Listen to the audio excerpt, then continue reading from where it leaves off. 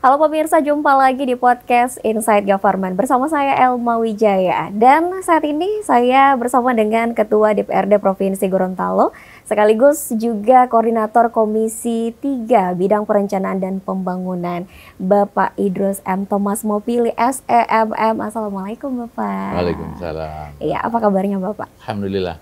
Alhamdulillah. Ada cukup waktu untuk bisa sama-sama ngobrol. Padahal sibuk sekali ya Pak ya? Sibuk sekali.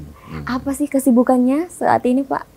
Khusus hari ini itu jadwal tahunan kita itu reses. Kita ditugasi oleh aturan undang-undang untuk datang kembali ke daerah pemilihan, menemui konstituen dan menggali aspirasi. Dan itu dimulai hari ini. Dimulai hari ini, pantas agak-agak sunyi ya Pak ya? Sepi di DPR karena semua turun. Semua pada bertugas begitu. Ya. Bapak ini kalau dibilang juga pasti turun mendengarkan aspirasi dari masyarakat. Biasanya aspirasi yang datang dari masyarakat itu apa saja sih Pak? Yang paling banyak mereka sampaikan ke Bapak? Iya.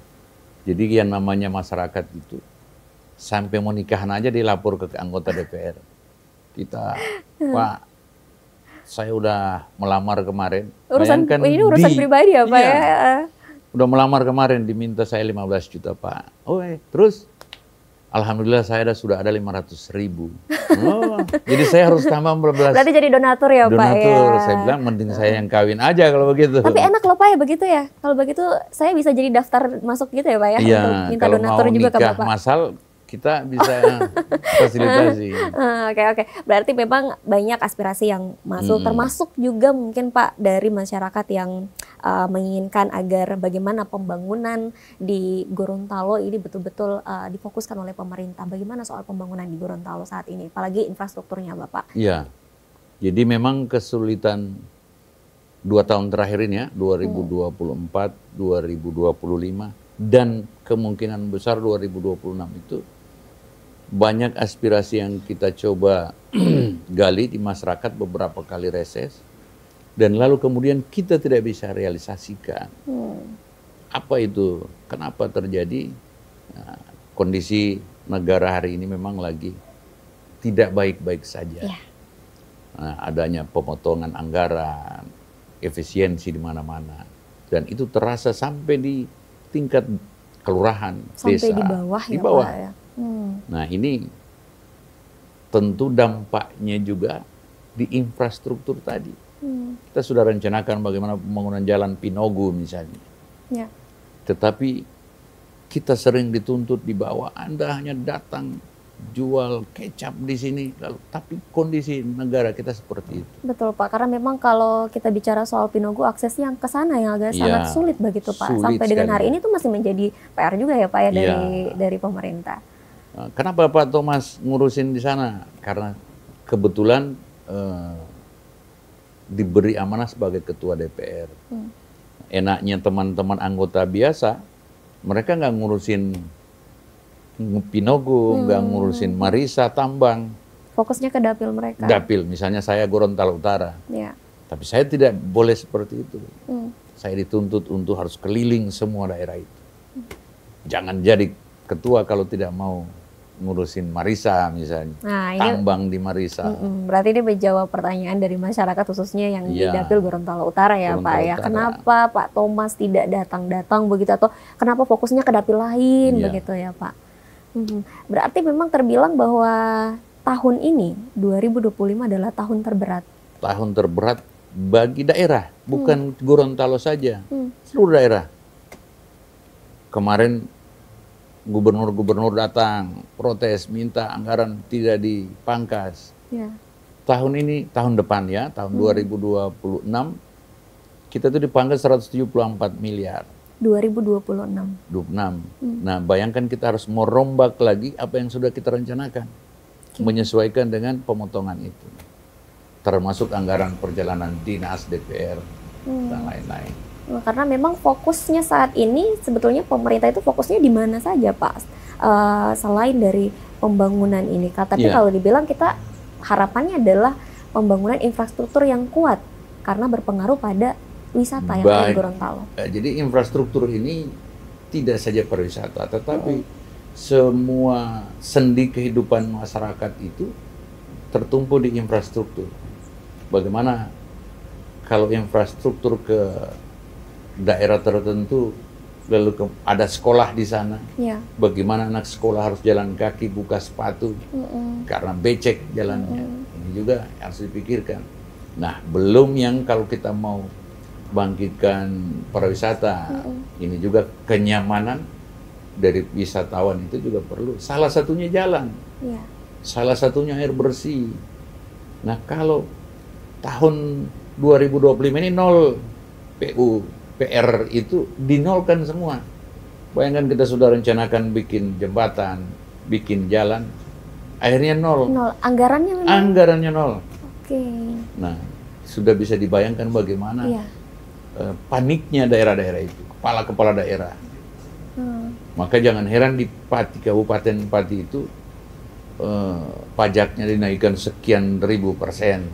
Jadi memang kepala-kepala daerah saat ini berpikir keras, Pak, ya? Pikir keras. Tetapi kalau kepala daerahnya punya kreatif bagus, tidak berpikir bagaimana mendapatkan saja dari pajak, Betul. ya kan? Tetapi bagaimana menggenjot lain, bagaimana menggenjot pertanian, peternakan, perikanan. Dari situ kita bisa menaikkan pembiayaan sektor lain. Nah, salah satu unggulan itu pariwisata di Gorontalo, pariwisata mendunia. Karena memang di Gorontalo ada banyak sekali tempat-tempat wisata yang sudah dikenal di daerah-daerah lain. Iya. Kita yang paling top hari ini kan Shirley. Shirley. Nah, ini image yang ada begitu orang menyebut Shirley tadi saya katakan.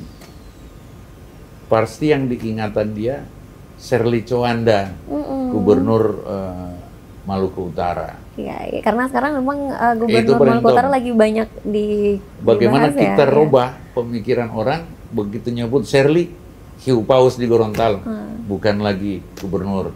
Jadi ketika ada orang datang ke Gorontalo kita sebut Shirley, oh mereka tahu itu hiu paus yang ada di Gorontalo. Dan bikin lamanya tinggal orang di sini karena banyak pilihan. Setelah Shirley mau ngapain? Ada Shirley, ada Endang mungkin, tetapi ada Lombongo dan lain sebagainya, ada Pulau Saronde di Garut.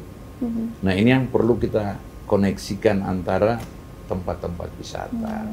Karena memang terbilang Gorontalo sebetulnya kaya dengan sumber dayanya begitu, Pak. Tinggal bagaimana dari kita untuk betul-betul fokus membangun infrastrukturnya, karena tadi betul Bapak bahwa kalau wisatawan datang di Gorontalo kita kan harus memberikan pengalaman yang berkesan positif kepada mereka gitu. Agar mereka kalau punya kesan baik, pasti pikiran mereka sudah mulai merencanakan di liburan berikut harus datang lagi, karena saya belum pernah datang ke Pulau Cinta misalnya, baru habis di Shirley ini waktunya.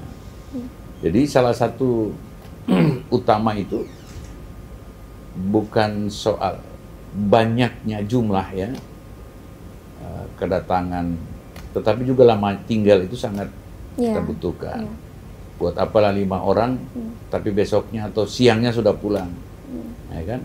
Tetapi bagaimana 20 orang tapi dia mau tinggal di sini 10 hari misalnya. Betul. Karena tentu kan kalau ada yang menarik yang kita tawarkan. Karena kalau mereka lama di Gorontalo, tidak hanya mereka pergi ke pulau saja, tapi bisa merasakan UMKM di sini, produk-produknya mereka. Berinteraksi dengan masyarakat.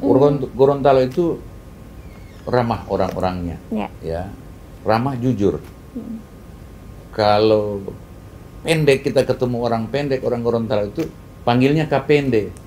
Coba kalau di tempat lain pasti tersinggung dia. Di sini tidak.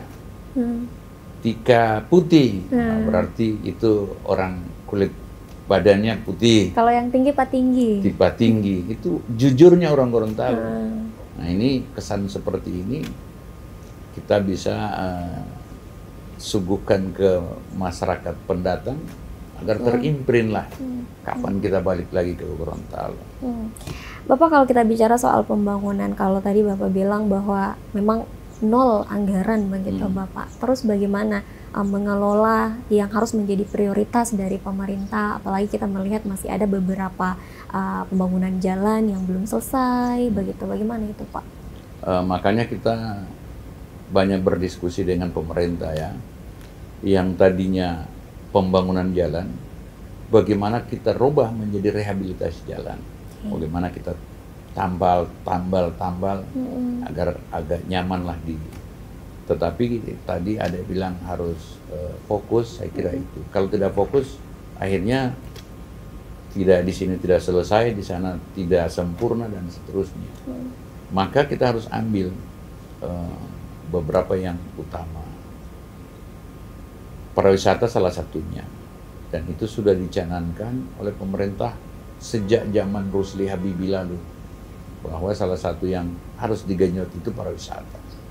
Karena itu sumbernya jelas, dampak ekonomisnya tidak saja wisatawan, tetapi juga pada masyarakat di lokasi-lokasi wisata. Artinya itu adalah solusi ya Pak? Salah satu solusi. Di samping kita genjot pertanian, kita beri bibit, kita beri pupuk, kita beri alat tangkap ikan. Nah, tetapi kalau kita sektor pariwisata ini tidak kalah penting, karena salah satu yang bisa menggenjot PAD kita adalah pariwisata. Di situ ada UMKM-nya, di situ. Sehingga kalau dulu Mbak, zaman saya muda-muda Mbak belum lahir itu, orang Gorontalo Utara itu lebih banyak ke Manado, karena lapangan kerjanya lebih terbuka di sana. Lebih terbuka di sana, banyak peluang begitu mereka dapatkan. Tetapi dengan terbukanya lapangan kerja di sini, itu juga menghambat urbanisasi yang pesat. Kita pindah, kita susah di sini, sudah usia nikah tapi tidak ada pekerjaan misalnya, maka harus keluar daerah. Tapi kalau kita menyediakan ini, semua tidak akan berpikir keluar daerah, tapi kita mengembangkan daerah kita sendiri. Berarti dalam proses membangun semua ini Pak, ini kan menjadi PR yang besar begitu bagi pemerintah. Bapak bermitra dengan pariwisata begitu Pak? Iya, kita kebetulan karena mitra kerja kita itu, kita konsen ke arah situ. Nah, banyak fasilitas yang kita gelontorkan untuk menopang, menunjang pariwisata. Di Torsiaje, Pulau Cinta, Gorontalo Utara, di Hiu Paus. Betul, di Bone Bolango ya Pak ya. Tetapi memang di daerah itu lagi-lagi kita akan terhambat oleh infrastruktur tadi. Aksesnya Pak? Akses jalan. Misalnya Hiu Paus, kalau sudah pernah ke Hiu Paus, itu pas di lokasi udah sampai tinggal jalan kaki yang bisa. Sarana tempat tinggal misalnya, tempat nginap belum tersedia cukup bagus. Sarana air bersih. Nah, ini yang PR besar buat pemerintah yang ada di Gorontalo. Karena pasti juga sangat memberikan dampak ekonomi di Gorontalo begitu. Nah, oleh sebab itu dituntut ke gubernur ini mampu berkolaborasi dengan pengusaha. Ya, investor kita didatangkan. Kemudian diberi pemahaman kepada masyarakat bahwa investor itu bukan pesaing, bukan pembunuh usaha kita di sini, ya kan? Tetapi ini bisa kita jadikan mitra kerja.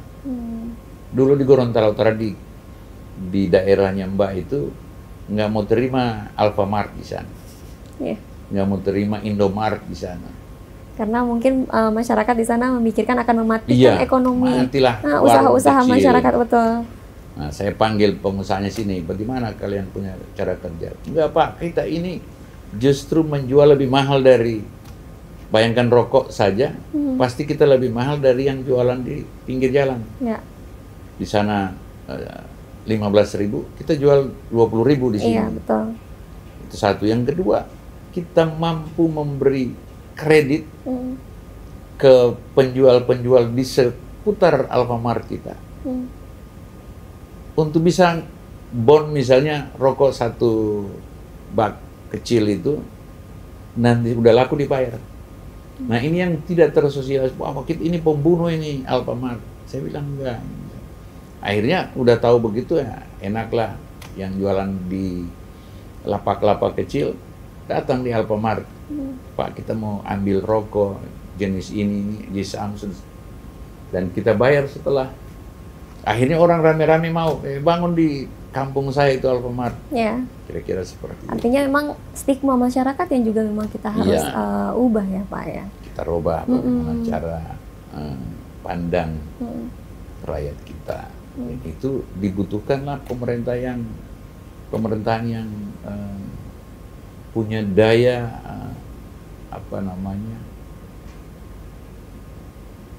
pemberian edukasi yang cukup bagi masyarakat untuk memajukan sebuah daerah.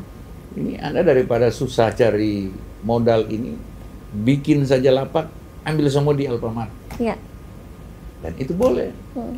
Selama ini kan mati kita yang dekat Alfamart tidak seperti itu. Karena memang kalau di pandangan masyarakat Bapak, bahwa kalau kita mengajak investor itu justru akan mematikan usaha mereka. Termasuk juga kalau dibilang di Gorontalo Utara ada beberapa pulau-pulau yang memang sudah menggait investor ya Pak ya. Salah satunya adalah di Gorontalo Utara, yang dari Jerman itu. Dia yang dari Jerman wisatawannya itu tidak singgah di Jakarta, mungkin transitnya di bandara. Gorontalo tujuannya. Gorontalo langsung Pulau Saronde. Sana mereka belanja dengan maka kita genjot UMKM-nya buat souvenir, tempat tisu, tas-tas, itu laku besar di sana. Tapi mereka butuh modal. Kita carikan modal lagi buat mereka. Panggil dinas koperasi, lu kasih modal di situ. Kasih bina cara kerja teknis membuat tas-tas yang bagus itu. Ada yang jualan masakan Gorontalo yang di seputar pulau itu. Akhirnya bule di situ mau makan, pesannya di Pulau Ponelo depanan itu. Ke Ponelo ya. Ponelo. Pesan ilabulo. Makanan-makanan khasnya Gorontalo. Khas Gorontalo. Dan ini adalah salah satu upaya yang memang juga memperkenalkan begitu ya, makanan-makanan khas yang ada di Gorontalo dan juga mendukung meningkatkan ekonomi khususnya bagi pelaku usaha begitu. Nah Bapak, kalau bicara soal ya pembangunan infrastruktur, kemudian berkaitan dengan pariwisata yang ada di Gorontalo, kita terbilang bahwa memang aksesnya yang saat ini sangat sulit, apalagi di Gorontalo Utara. Tadi juga Bapak bilang ke Pinogo, di Pinogo ada kopinya begitu. Nah itu berarti masih menjadi tugas besar begitu dari pemerintah saat ini. Bagaimana Bapak hal-hal yang Bapak rasakan menjadi tantangan lainnya begitu Pak? Iya, jadi seperti yang saya katakan tadi bahwa tantangan itu tidak saja datangnya dari kondisi alam di satu tempat, tetapi kadang-kadang hambatan itu justru dari yang meramu anggaran itu di DPR. Dan makanya itu saya teliti di disertasi. Bagaimana menyatukan, bayangkan kita membangun pariwisata. Misalnya ada fraksi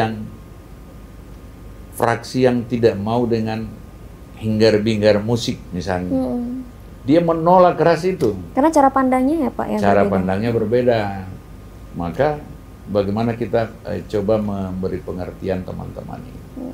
Sehingga saya ingin katakan bahwa hambatan itu tidak saja di anggaran, tetapi di pola pikir kita di sini. Di samping anggaran ya, tidak bisa dinafikan bahwa anggaran itu penentu. Tetapi juga cara pandang kita juga kalau sempit, tidak jauh, ini juga salah satu hambatan. Saya tidak ingin mengatakan bahwa budaya itu menghambat pariwisata, tidak. Kita bisa lihat di Bali. Bali itu juga adatnya cukup kental, cukup keras, tetapi bisa mengelola adatnya menjadi untuk dijual, menjadi daya tarik begitu. Daya tarik. Begitu. Jadi kalau ada yang mengatakan bahwa budaya adat itu menghambat pariwisata, kalau saya tidak.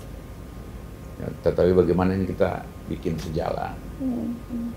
Karena memang kalau kita lihat di Gorontalo ada banyak sekali yang menjadi salah satu hal yang menjadi daya tarik juga di Gorontalo, Pak. Apalagi kalau setiap wisatawan yang datang tidak hanya ke pulau, mereka juga bisa lihat di sini ada banyak bukit-bukit begitu. Juga ada banyak sekali oleh-oleh yang mereka bisa dapatkan begitu, Bapak. Banyak hal yang kalau kita mengurai-urai itu cukup terpenuhi standar kebutuhan daripada wisatawan itu di Gorontalo. Ya, tetapi memang masih perlu digenjot lagi. Antara lain itu UMKM. Nah, kenapa orang tidak betah lama di Gorontalo? Karena nggak tahu mau ngapain di sini. Habis lihat Shirley sudah selesai. Kuliner atau oleh-olehnya kurang menarik dan lain sebagainya. Yang padahal kita juga berharap mereka bisa bertahan lama. Bisa bertahan lama. Kalau ada yang menarik di sini, pastilah orang akan memilih tinggal lebih lama di sini. Dan itu tentu kalau mereka tinggal sehari 2 hari di sini, ya berdampak pada perputaran ekonomi di sini. Mereka makan, mereka belanja, dan seterusnya. Dan ini sekarang Bapak kita menuju ke akhir tahun begitu. Yang menjadi salah satu hal yang harus diselesaikan di tahun ini. Kalau dari Bapak kayak kita harus genjot betul-betul nih di tahun 2025 sebelum ke 2026, apalagi ada pemangkasan anggaran. Iya, jadi salah satu, ulang-ulang saya katakan, salah satu kesulitan kita mengatur bagaimana anggaran yang sedikit ini dapat bermanfaat maksimal. Nah, kita kalau khusus tahun ini, kita lebih banyak pariwisata satu dan pertanian, sehingga anggaran tersisa itu ada yang rame-rame protes bahwa anggaran itu habis dipokir anggota DPR. Tahun ini untuk akhir tahun ini anggota DPR nggak ada pokirnya. Bagaimana mengelola yang sudah ada, mengawasi yang sudah ada agar termanfaatkan dengan baik. Kita pastikan bantuan itu, kita pastikan anggaran itu mencapai sasaran yang sudah kita tentukan. Nah, sasaran-sasaran itu apa saja? Seperti itu, yang langsung berdampak di masyarakat. Misalnya pupuk dan bibit dan pupuk. Yang sebelumnya, bagaimana orang petani itu harus menghubungi yang tukang beri ijon, yang lalu kemudian hasilnya harus masuk di dia dengan harga yang sangat minim. Maka itu yang coba kita pangkas, kita beri bibit agar dia tidak berhutang ke rentenir yang ada di sana. Gitu. Nah, sebelumnya tidak seperti kita lebih fokus ke pembangunan jalan misalnya. GOR itu kan cukup banyak, berhenti kemarin di segmen 3. Ada teman kita S3 yang meneliti segmen 3. Tidak ada anggaran, maka pemerintah daerah bagaimana mencari anggaran, ngemis di pusat untuk dapat anggaran. Memperjuangkan. Ya, katakanlah lebih ekstrimnya mengemis di sana. Tapi kalau kepala daerahnya lebih tidak mau seperti itu, ya kapan kita hanya menunggu kucuran anggaran, susahlah kita. Tapi alhamdulillah pemerintahan hari ini mampu menanggalkan egoisme pejabat daerah, apalagi Pak Gus Nari ini, Bu Ida. Mereka mampu mengemis dalam tanda petik, berjuang. Mengemis ini lebih ekstrim Pak, lebih ekstrim. Karena kita mau bahas yang agak-agak ekstrim, boleh minum kopi dulu Bapak? Kita minum kopi dulu ya Pak ya. Jadi biar bisa bahas yang agak ekstrim begitu. Oke Bapak, kita bicara soal pembangunan begitu di Gorontalo. Proyek apa yang menjadi prioritas yang saat ini difokuskan khususnya di komisi Bapak, karena terbilang ini mendongkrak nih ya, atau meningkatkan ekonomi di Gorontalo Pak? Iya. Jadi khusus di Komisi 3 ya, perencanaan dan pembangunan, sehingga kalau kita bisa sedikit memotong itu, baru pada perencanaan seperti Jalan Pinogo itu. Kita akan menganggarkan bagaimana DED-nya, perencanaannya kita anggarkan tahun ini. Karena baru itu yang kita mampu. Sambil kita coba bikin proposal yang banyak untuk mendapatkan anggaran. Jadi kesulitan di Pinogo itu Pak, itu sebetulnya adalah? Anggaran, pertama anggaran. Kedua, untuk mencapai desa Pinogo itu kita harus melewati Taman Nasional. Untuk melewati Taman Nasional itu juga ada aturannya. Kita tidak bisa membuka jalan yang lebar sebagaimana standar jalan yang ada di. Kita hanya boleh membangun 2 meter jalan, diizinkan untuk itu, dengan tidak menyentuh, merubah ekosistem yang ada di situ. Bisa ada pasal yang menjerat. Maka kita harus menyesuaikan dengan itu antara kebutuhan masyarakat di sana dengan aturan yang kita melewati Taman Nasional.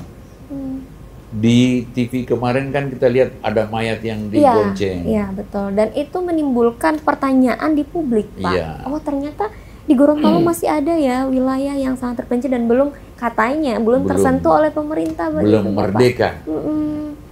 Tahun lalu kita menggelontorkan 2,5 miliar untuk membantu pembangunan di jalan. Tetapi oleh pemerintah di sana karena memang terhambat oleh aturan-aturan, anggaran ini coba dipecah untuk keperluan lain. Yang sebetulnya dari sini itu sudah terarah untuk pembangunan jalan. Maka kemarin waktu pertemuan FGD di sana, saya sampaikan kalau ada hibah dari provinsi atau dari pusat, tolong itu dimanfaatkan sesuai peruntukan. Kalau untuk jalan Pinogo, janganlah pakai untuk hal lain, misalnya untuk bantuan-bantuan lain. Jadi memang kalau fokusnya ke Pinogo, kayak ke Pinogo begitu. Harusnya 2,5. Yang kalau nggak salah yang lalu kita kasih 2,5 miliar, untuk Pinogo itu 900 juta, bayangkan. Nah, kemarin waktu di rapat FGD itu, saya dari Gorontalo Utara nyumbang 100 juta untuk perencanaan. Jadi teman-teman anggota DPR yang ikut saya, ini Pak Ketua orang Gorut kok. Saya bilang, saya saja orang Gorut mau nyumbang, apalagi Anda dari dapil di sini. Akhirnya ikut semua, tulis nama saya 100. Ada 8 orang anggota DPR provinsi dari dapil sana. Tambah anggota DPR dari dapil Bone Bolango, kabupaten. Nah, terkumpul ya cukup lumayan. Memang tidak menyelesaikan masalah, tetapi paling tidak kita sudah memulai itu. Kalau kita tidak memulai, kapan bisa? Bapak, untuk menjawab pertanyaan-pertanyaan yang muncul di publik terkait Pinogo, kenapa kita harus bahas Pinogo? Karena itu adalah salah satu wilayah yang ada di Gorontalo yang terbilang masih belum merdeka, karena pembangunan infrastrukturnya begitu Bapak. Apalagi di sana ada kekayaan atau sumber daya yang bisa kita manfaatkan. Ada kebun, ada sekolah. Betul. Nah, yang menjadi pertanyaannya, apa yang sudah dimulai oleh pemerintah? Hal kecil begitu untuk menjawab pertanyaan masyarakat, Bapak.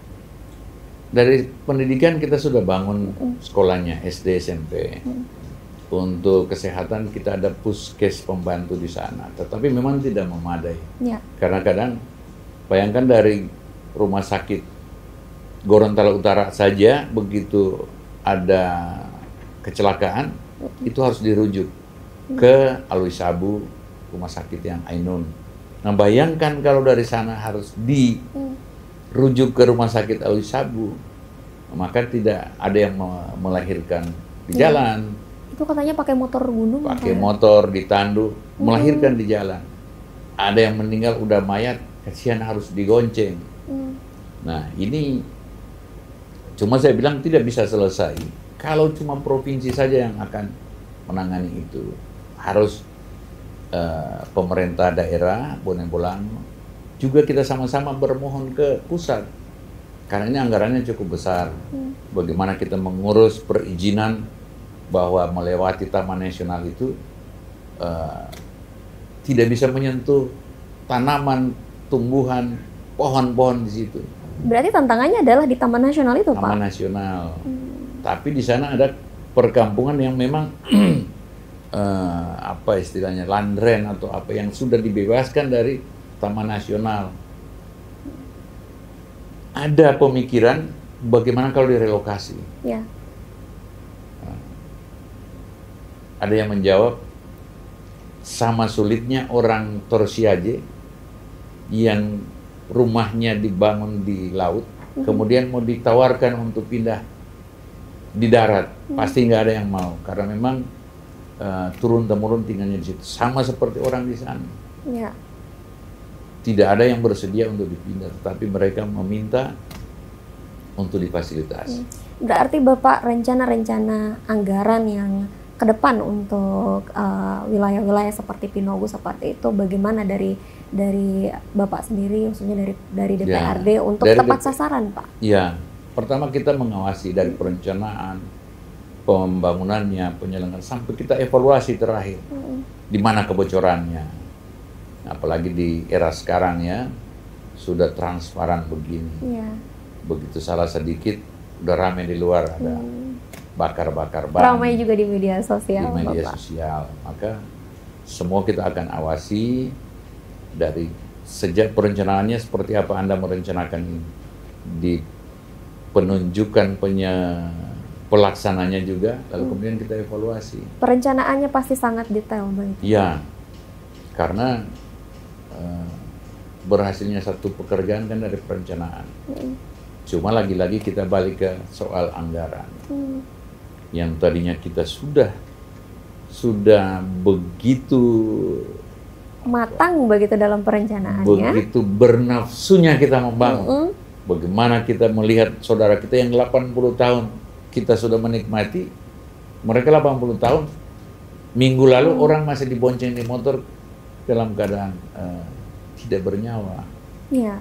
Semua ini adalah sesuatu yang memang menjadi harapan dari Bapak sendiri. Saya pastikan juga pemerintah berusaha agar bisa menuntaskan semuanya begitu, Pak. Dan kita berharap nanti di 5 tahun ke depan wajah Gorontalo itu menjadi lebih baik. Ya. Kalau dari Bapak sendiri melihat nanti saya punya bayangan Gorontalo ke depan ini akan lebih maju dari hari ini. Kita 80 tahun, ya usia saya sudah cukup, tetapi masih belum berubah secara drastis ini. Maka bayangan saya ke depan Gorontalo ini akan lebih maju dengan kita keras mengawasi anggaran-anggaran yang digelontorkan, seharusnya menghasilkan yang lebih besar, tapi karena penyelenggaranya kurang bagus, kurang baik, kurang jujur, maka hasilnya tidak sebagaimana diharapkan. Nah, harapan kita ke depan ini paling tidak 5 tahun kepemimpinan saya, ini akan berubah, itu niat saya. Ya, kita akan bikin perubahan yang cukup keras, sehingga kalau ada hal-hal yang menyimpang dari situ, kita pun akan keras menindakinya. Setidaknya Gorontalo menjadi salah satu daerah yang memang mendatangkan banyak wisatawan dan terbilang sangat unik. Dan begitu mereka pulang pasti tidak akan secepat itu melupakan Gorontalo. Itu bayangan saya. Sehingga kita harus menciptakan hal-hal yang luar biasa dari Gorontalo ini. Baik Bapak, karena kita bilang yang luar biasa, boleh terakhir closing dari Bapak, mungkin apa yang menjadi harapan yang sangat luar biasa untuk Gorontalo ke depan? Silakan Bapak. Iya, jadi harapan saya pertama untuk menciptakan hal-hal besar itu tidak bisa seorang Thomas Mopili saja. Yes. Tidak boleh hanya Gusnar Ismail saja. Betul. Tetapi ini harus kita semua, termasuk kepala daerah di kabupaten kota. Mari kita sama-sama melihat bahwa ini milik kita bersama. Jangan ini kota punya saya, provinsi silakan urus, jangan urus kota. Padahal kita ini satu kesatuan yang utuh, NKRI. Cuma kadang-kadang karena kita Sehingga saya menghimbau kepada kepala-kepala daerah untuk mari kita tanggalkan egoisme kita, mari kita sama-sama. Ketika ada sesuatu yang sama, mari kita melangkah bersama. Lupakan perbedaan, apalagi perbedaannya cuma di haluan politik. Yang setiap 5 tahun ya kita main lagi, kan begitu. Tetapi ini setelah pemilu, pilkada, ini masih coba dibawa-bawa, tidak berhenti sampai di situ. Saya kira ini himbauan terakhir saya bagi pemerintahan yang ada di Provinsi Gorontalo. Betul sekali Bapak, intinya adalah mari bersama kita membangun Gorontalo menjadi lebih baik lagi. Dan terima kasih banyak Bapak atas kesempatannya, terima kasih juga ada banyak sekali informasi yang kami dapatkan pada hari ini. Semoga tidak bosan-bosan lagi bersama kami di TVRI Bapak. Oke, dan juga terima kasih untuk pemirsa yang telah menyaksikan podcast Inside Government. Dan Bapak kita akan akhiri, terima kasih dan sampai jumpa kembali. Bye!